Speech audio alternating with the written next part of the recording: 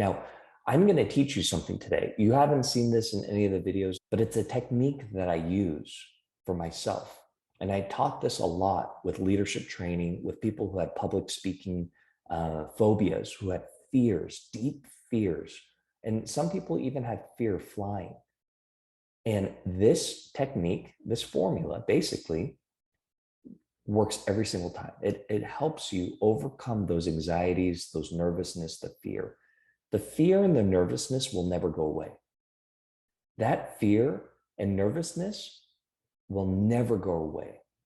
It's something that even Tiger Woods feels, as good of a player as he is. I mean, we watched him walking down the Open and playing in the tournament, and he didn't make the cut.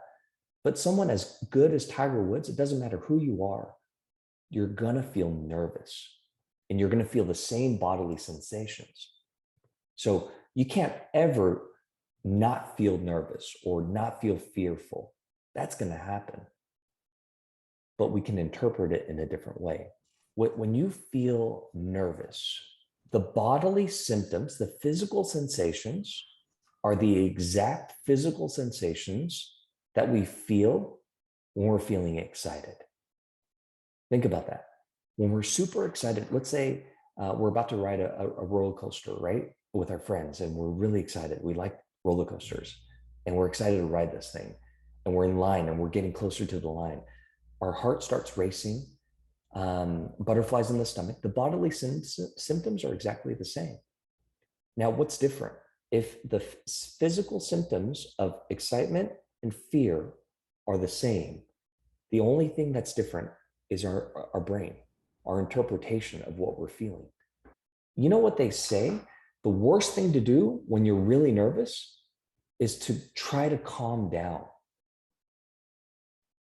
Why is that the worst thing to do? Or why is that not helpful?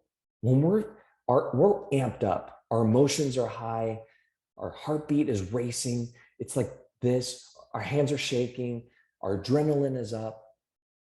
And we literally say, oh, calm down.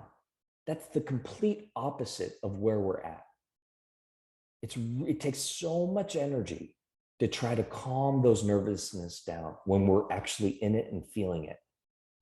Last day of Junior Worlds, Mr. Park, and you're walking out there and you're on the third hole, and these competitors that are behind Inho, only 1 or 2 shots behind, are catching up, and now they're even and they're matched up.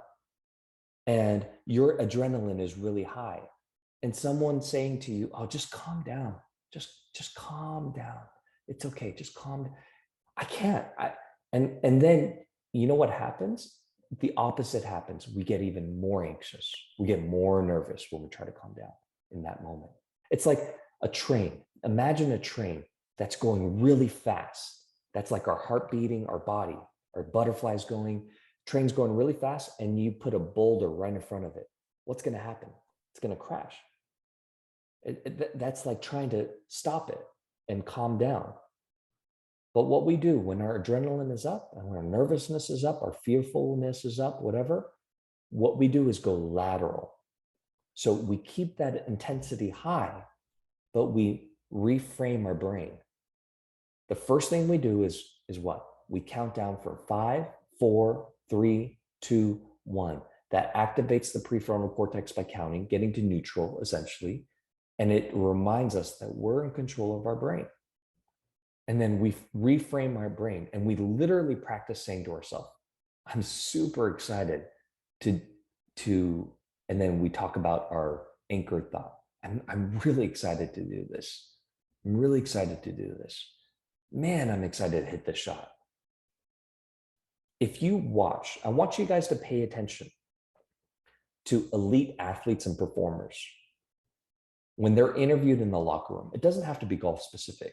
If you watch Tom Brady or Steph Curry, or if whatever sport you guys enjoy watching, and they're interviewing them before the Super Bowl, before the national championship, and they go, Tom Brady, how are you feeling right now? Are you nervous?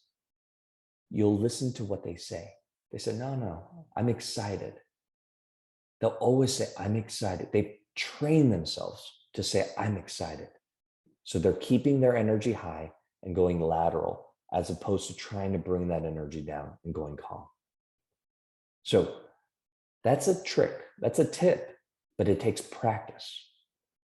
Nervousness and fear will never go away, but it's our interpretation of what we're feeling physically that we can start working on and transferring that to something else.